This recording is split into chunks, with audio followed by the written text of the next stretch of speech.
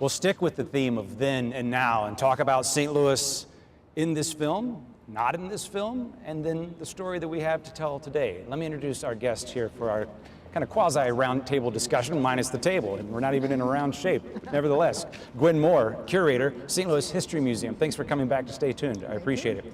Alvin Reed from Donnybrook. Thanks for coming back to Stay Tuned as well. Pleasure. And then Christopher Phillips, you're a filmmaker yourself, director of Ferguson 365. Yes. So before we talk about today, Gwen, well, let's just maybe look back just a little bit. Give us the historian's perspective. What was going on when the events captured in this film, in these 14 episodes, were happening? What was going on in St. Louis? Because St. Louis is not in this film. Yeah. Well, first of all, St. Louis has a very active civil rights movement. If we're talking about the period between 1954 and 1968, a lot was going on.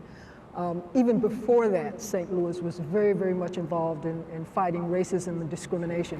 You know, St. Louis was an interesting place because it was this blend of North and South. We didn't have legal segregation, but we had segregation nonetheless. In other words, there were only two racially restrictive laws on the books. One that segregated the schools, and one that prevented intermarriage. Blacks could not marry whites, and then later they said whites could not marry Mongolians. But other than that, there were no laws that said blacks could not go in theaters, blacks could not go in hotels, blacks could not go in restaurants, but they couldn't go, whether we had the law or not. So we were fighting these laws from the very beginning.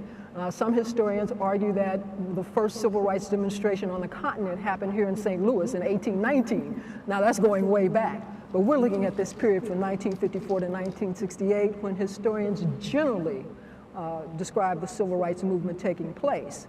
But of course we know that there was a freedom struggle before that, and there's a freedom struggle going on now. A lot of unwritten rules in St. Louis during that time as well. Absolutely.